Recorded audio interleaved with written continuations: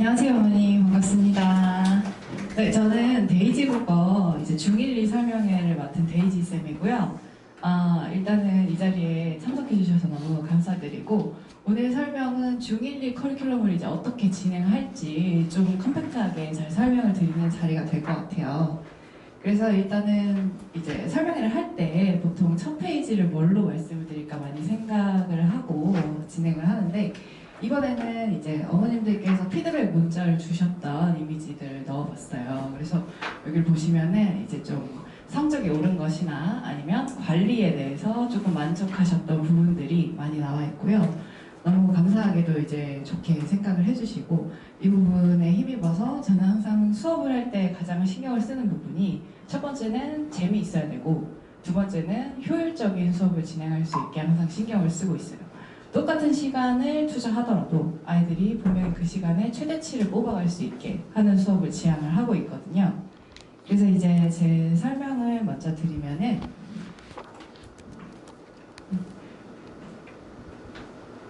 네, 저는 이렇고요. 사진이 조금 실물이랑 다르긴 한데 학생들이 항상 물어보더라고요. 선생님 누구예요? 이렇게 물어보는데, 네, 저고요. 이제 데이지쌤이라는 이름으로 활동을 하고 있습니다. 일단 공부는 고려대학교에서 했어요. 그래서 한문학이라는 전공을 했는데, 이게 이제 약간 생소하다 이렇게 얘기해 주시는 분들이 많아서, 이게 고등학생 때 아이들이 보는 고전 시가나 고전 소설 같은 것들을 원문 텍스트로 공부를 하는 거예요. 그래서 문학에 대한 어떤 기본적인 소양이나 아니면 줄글로 된 이제 문학 텍스트들을 읽어내는 훈련들을 주로 했다, 이렇게 보시면 되고, 그 후에는 이제 뭐 기타 과외나 이런 것들 많이 했었지만, 학원에서 시작하는 것 자체는 대치에서 먼저 했어요. 그래서 대치에서 시작해서 기파랑부터 시작해서 여러 학원을 이제 오픈을 했고요, 수업을.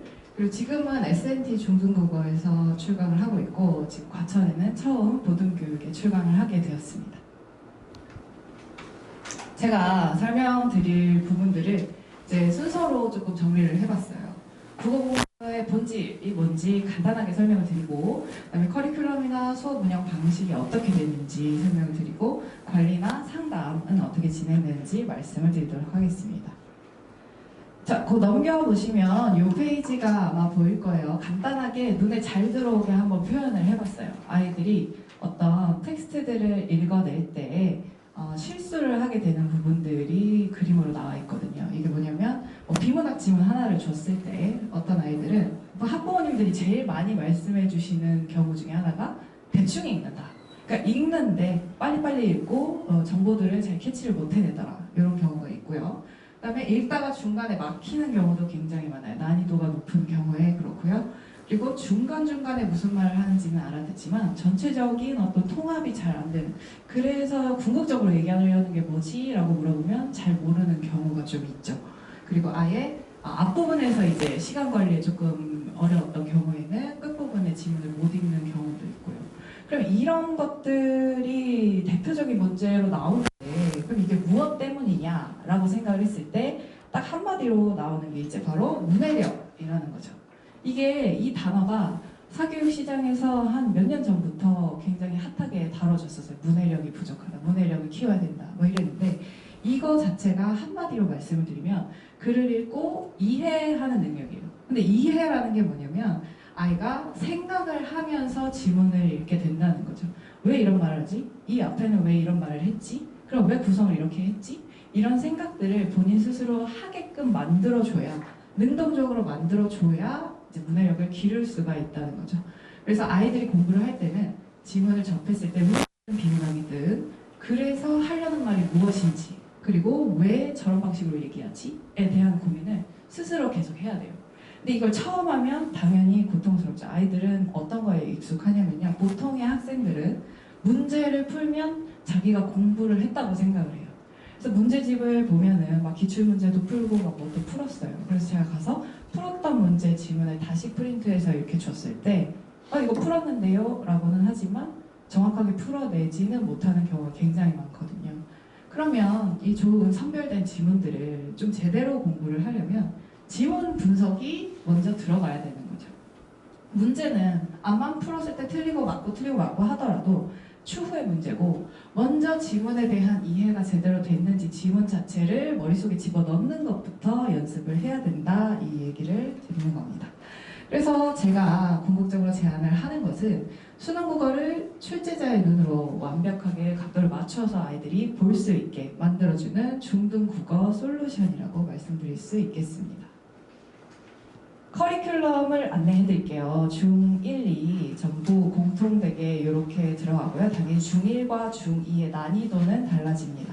그렇지만 세부 과목에 있어서는 비문학, 문학, 문법으로 나눠요.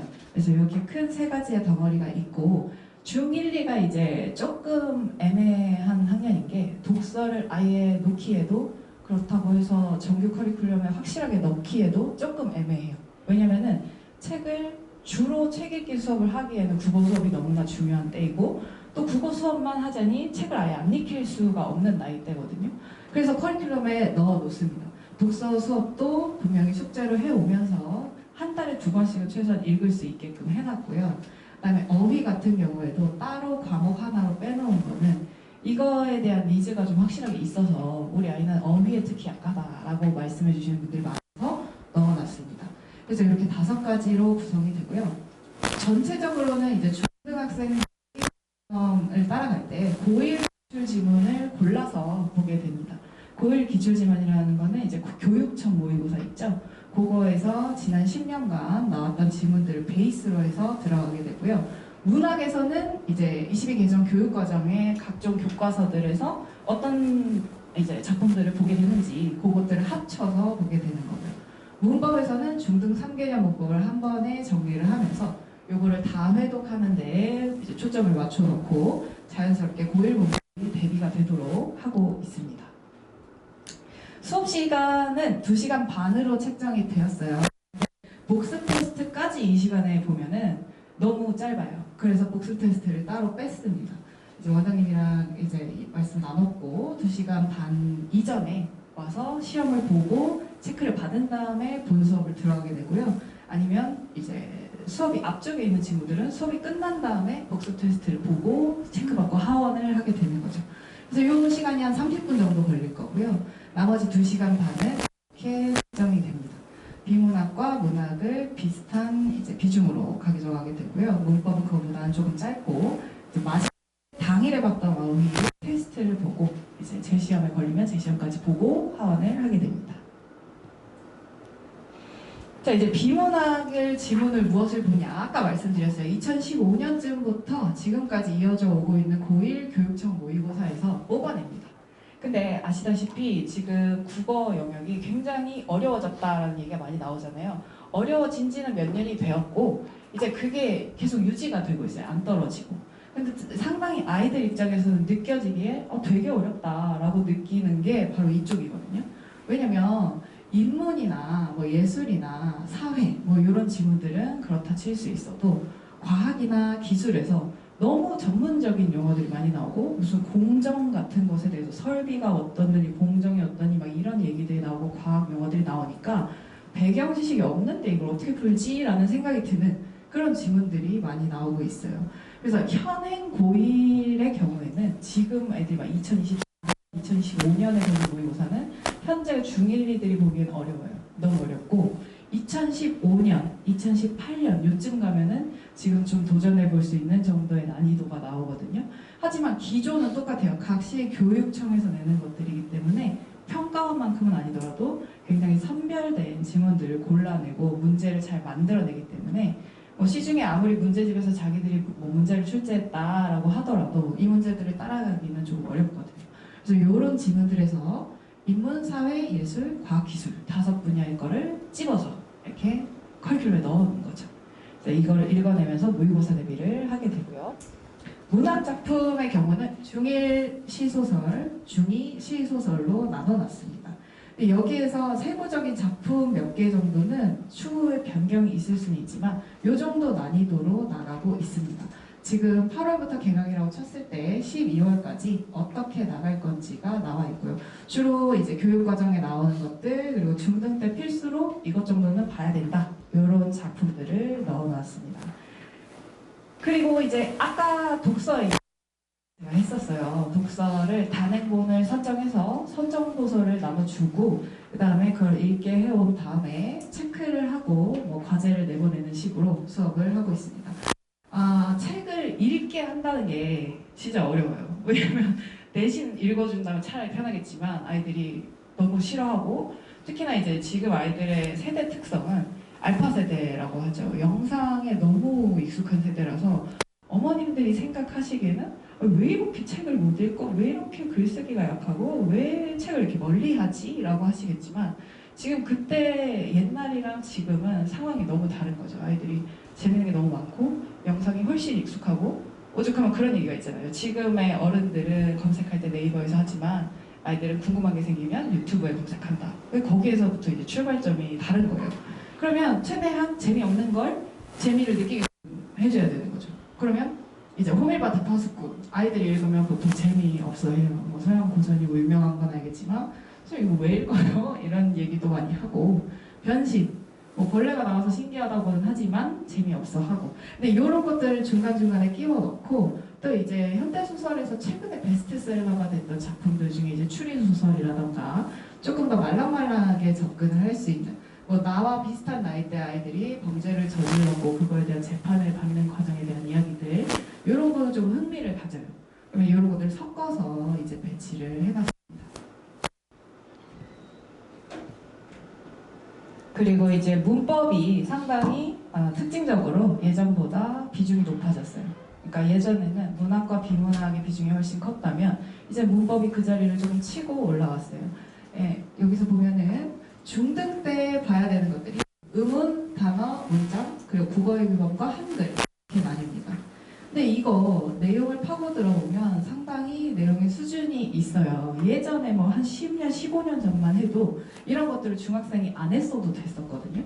근데 이제는 해야 돼요. 왜냐면 중등 내신 시험에 나오고 그것들이 연결이 돼서 고1 때에도 이거를 심화한 정도의 문법 수준을 요구를 하기 때문에 옛날에는 이거예요. 모의고사를 풀면 문법 개념이 없었어도 문법 개념을 모의고사 보기에다 주고 이거를 예시에 적용시켜봐라 이런 문제였어요. 그러면 아이가 문법 개념을 외우지는 않았어도 풀 수가 있었거든요.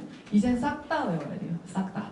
그러니까 중 1, 2, 3 때 나가는 요 내용들을 적어도 3회독은 해야 됩니다. 3회독을 하고 확실하게 체화를 한 다음에 고1로 올라가야 이제 고1 올라갔을 때 어머님들이 많이 그런 얘기를 하세요. 중3까지는 문법을 잘 따라오더라. 그래서 적당히 문제 없이 했다고 생각을 했다. 근데 고1 첫 번째 모의고사를 쳤는데 문법에서 왜 이렇게 나가냐? 라고 많이 물어보시는데 당연히 고1 문법이 이걸 베이스로 하고 있는데 이 전체가 머릿속에 아직 없어서인 거예요. 이게 뒤죽박죽. 당연히 내용이 많고 헷갈리니까 이 부분을 확실하게 정리해 주는 거를 중1, 2 때 목표로 삼고 있습니다. 자, 실제 운영 방식은요, 제가 가장 중요하게 생각하는 게 구조도를 그리는 것과 정답의 근거를 분석하는 거예요. 일반적인 커리큘럼에서는 그렇게 많이는 하고 있지 않고요. 어떤 선생님들이 하시는 걸 봤는데 이제 이런 수업이 필요한 이유가 있습니다. 이제 하나의 어떤 비문학 지문이 굉장히 난이도가 어렵게 나왔다면 아이들은 부분에서는 뭔 소리를 하는지 알지만 전체적으로 이 지문 하나를 남한테 설명해 주는 건 굉장히 어려워요. 이 지문에 대해서 나한테 좀 설명해 줘봐 이러면 그러니까 이거는 추격 사이클 이론이라는 거에 대한 건데요. 개념 설명을 하고 있어요. 이 정도의 대답이 나오거든요. 근데 그게 아니라 문단별로 첫 번째는 추격 사이클 이론이라는 거에 대한 개념을 설명하고 있고 그거에 대해서 세 가지 기회가 있었는데 어떤 세 가지 기회가 있었는지 두 번째에서 부연 설명을 하고 있고 그래서 추격 사이클 이론이라는 것에 대해서 제시하고 있는 단계는 세 가지가 있는데 이런 단계가 있다. 그거에 대한 구체적인 설명을 3문단에서 하고 있고요. 마지막에는 이런 논의들이 왜 있어야 하는지에 대한 의의에 대해서 정리해주고 있습니다.가 제가 궁극적으로 학생들한테 원하는 대답이에요. 이게 정리가 되면 이 지문이 아무리 어렵다고 해도 아이들은 머릿속에 이 정보를 다 담아내거든요.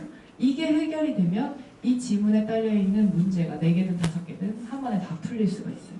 그러니까 이 연습을 해야 하는 거죠. 아이들이 당연히 안 그려봤기 때문에 지금 비문학 특강을 3주 거를 진행을 하고 있거든요.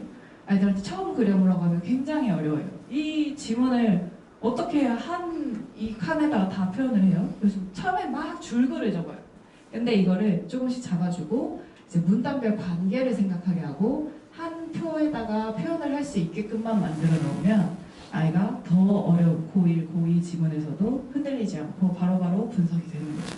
그래서 이 부분을 가장 중점적으로 하고 있고요. 그 다음 중요한 거는 정답의 근거입니다. 네.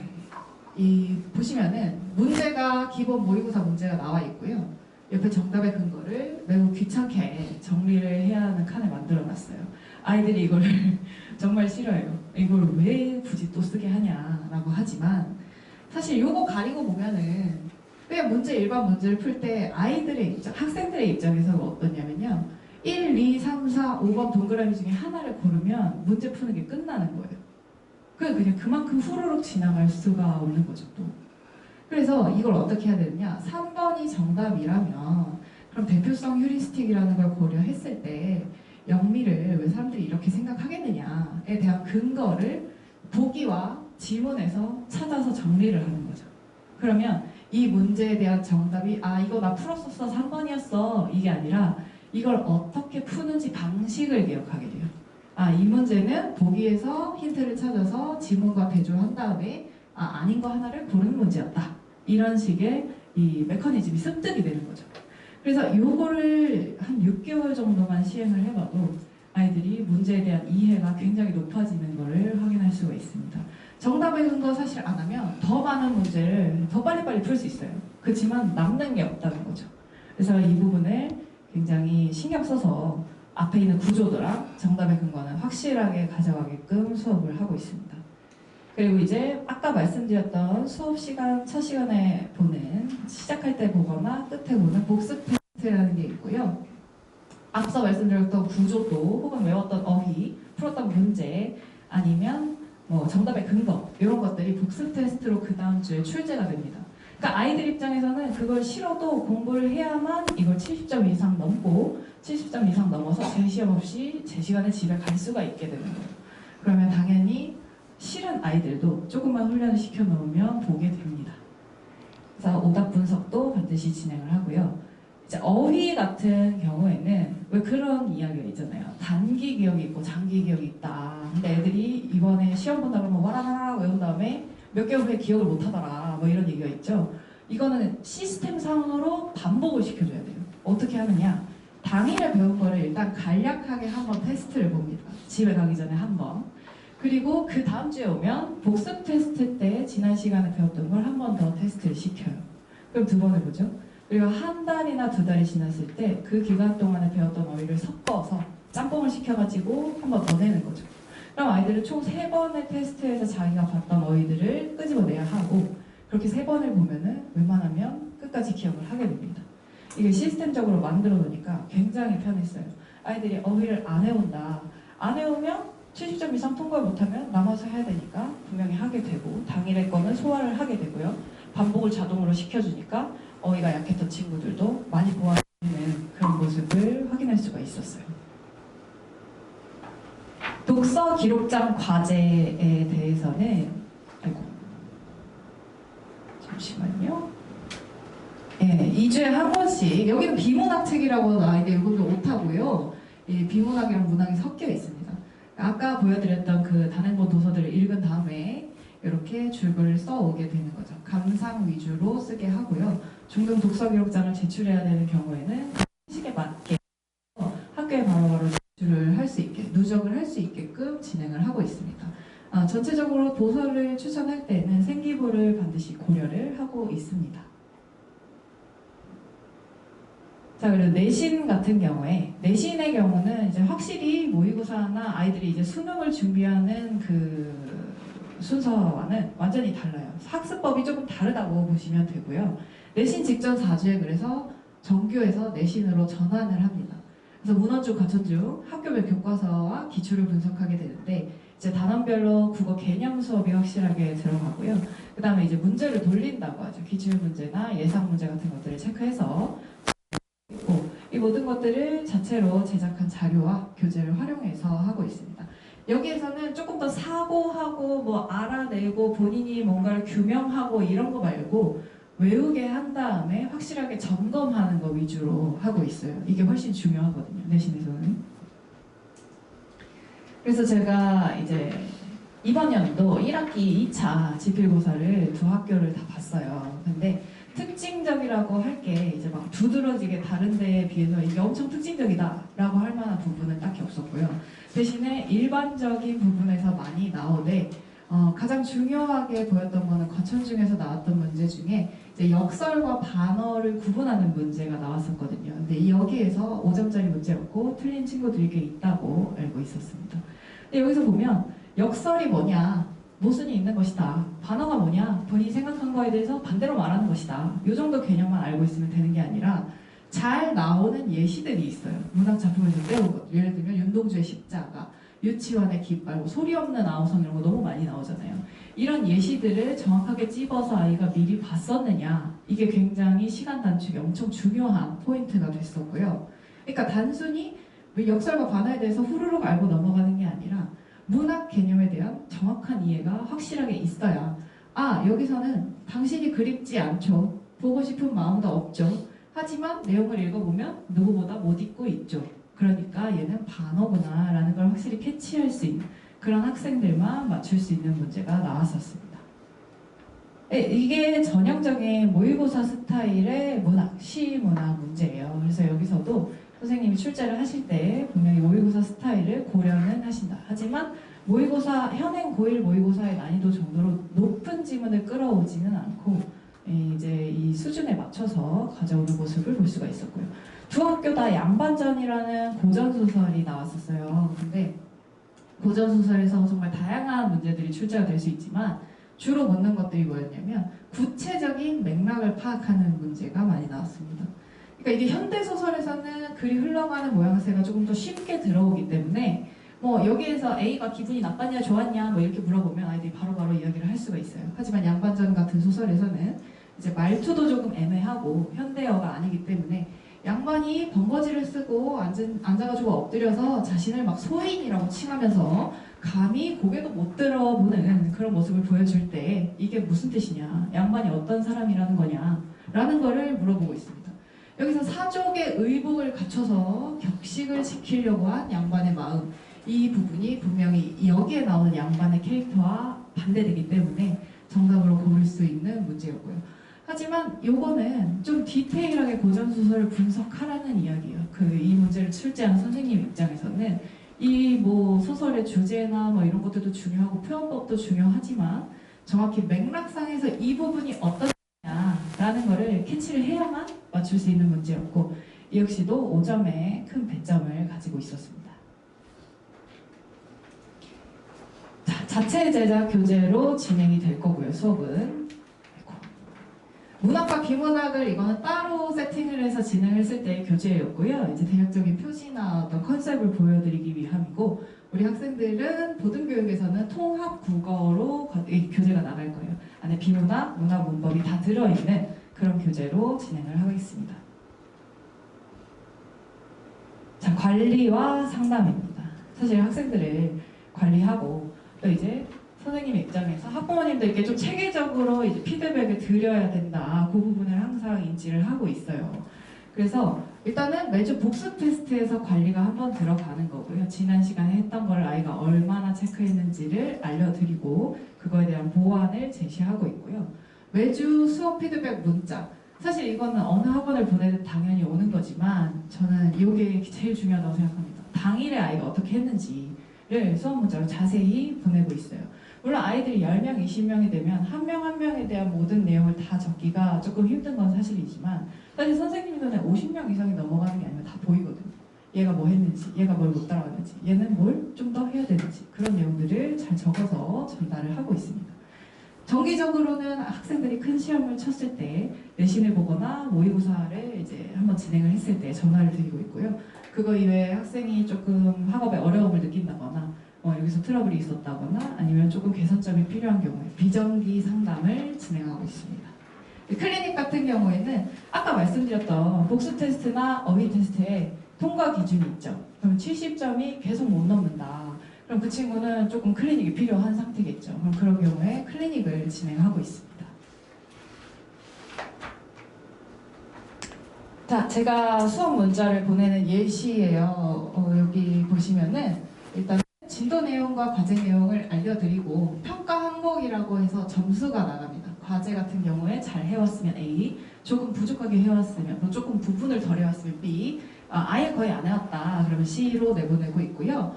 그다음에 복습 테스트와 당일 어휘 테스트 모두 통과 점수는 70점으로 이게 자동으로 표시되게 세팅이 된 시스템을 쓰고 있습니다.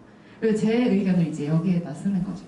여기에 보통 이제 오늘 뭘 잘했는지 아니면 어떤 시험을 잘 봤는지 못 봤는지, 그리고 복습을 할 때는 어떤 거 위주로 하면 좋은지, 그리고 이 부분을 조금 더 보완하면 된다, 이런 안내 사항들을 잘 이제 적어서 보내게 됩니다. 자, 제가 수업을 하고 학부모님들과 소통을 하면서 항상 주지를 하고 있는 부분이 이 삼각구도예요. 이제 궁극적인 목표는 학생이 위로 올라가는 거죠. 실력 상승. 이걸 위해서 서포트를 하는 건데요. 이 서포트를 할 때 이렇게는 수업 시간에 소통이 많이 되지만 이렇게도 소통이 분명히 되어야 합니다. 학부모님들께서 이런 부분이 부족한 것 같다, 이쪽에 조금 더 신경을 쓸 필요가 있다라고 알려주시면 그 내용을 커리큘럼에 잘 반영을 해서 진행을 할 수 있도록 소통 구조를 이렇게 생각하고 있어요. 학부모님께서는 학생을 서포트하시고 저도 수업에서 학생을 끌어올리려고 노력을 하지만 이렇게 쌍방향의 소통이 분명히 이루어져야 그 모두의 목표가 이루어지는 쪽으로 흘러간다라고 많이 느끼고 있습니다. 예, 그리고 마지막으로 홈페이지가 있어요. 데이지 에듀라고 해서 위에 주소를 적어놨고요. 들어가 보시면 이전에 수업이 어디에서 이루어졌었는지 조금 더 자세한 정보들, 그리고 지난 설명의 영상이나 이런 것들 확인하실 수 있습니다. 네, 여기까지고요. 혹시 궁금한 점이나 이제 Q&A 사항이 있으시면 답변을 드리도록 하겠습니다. 혹시 궁금하신 점 있으신 분 계실까요? 예, 수업 요일은 지금 목요일로 정해져 있어요. 목요일로 정해져 있고 5시부터 이제 10시까지 저는 여기 와서 수업을 하게 되는데요.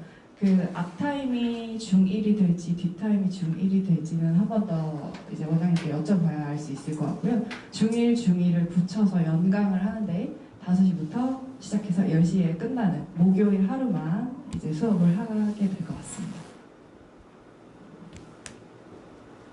네. 네, 조금 이제 날씨도 덥고 이제 건강을 잘 챙기셨으면 좋겠고요. 이렇게 모여서 잘 경청을 해주셔서 너무 감사드립니다. 네, 여기까지 데이지쌤이었습니다. 감사합니다.